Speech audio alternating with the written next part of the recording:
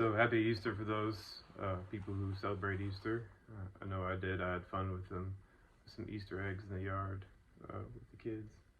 Um, a little bit of a question. I was wondering if somebody could help solve for me who has access to PhD theses and whatnot.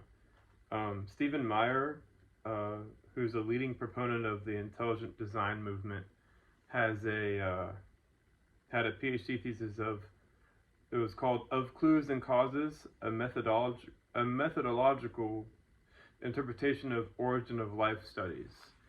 Um, Apparently, a lot of his work centered around Alexander Oparin's work, the Soviet biochemist who lived really about 100 years ago, and was hypothesizing about what it would take to form life and whatnot.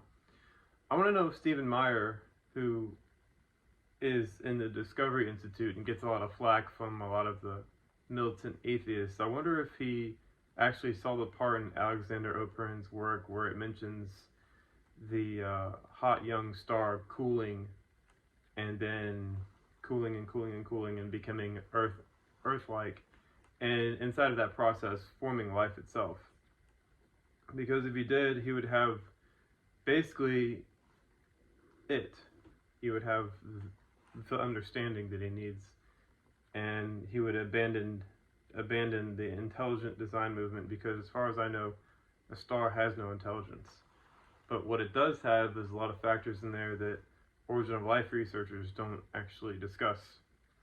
Hello, Celeste. How much energy does it take to form life? It's the total energy of a collapsing star.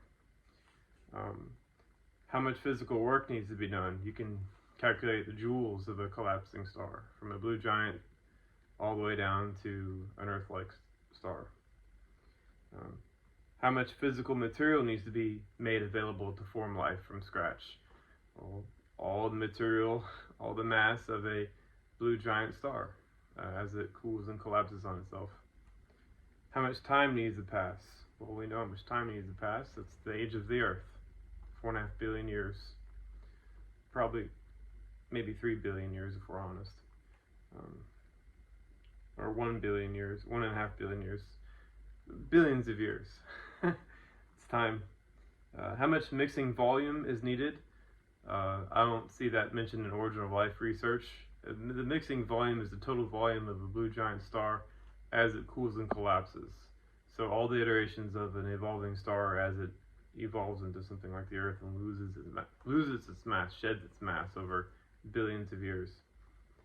How much pressure is needed? Well, lots of pressure is needed.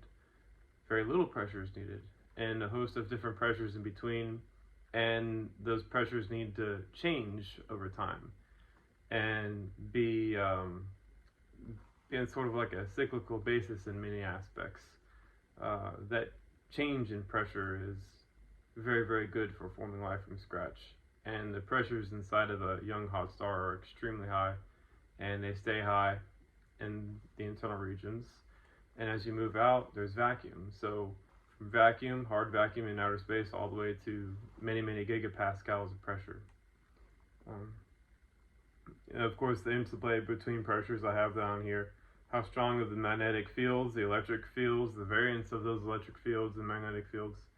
And last but not least, how high or low the temperatures are needed to form life. In the beginnings of life, the temperatures are extremely high, and towards the middle regions where the life is forming are kind of mid-range, like our body temperature.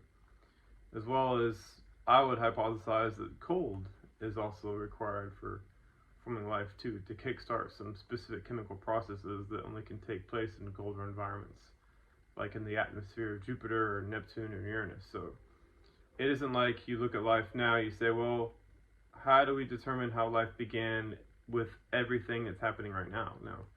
The origin of life is alien to us. It's very different temperatures, very different pressures, very different magnetic fields, electric fields, how much volume there is.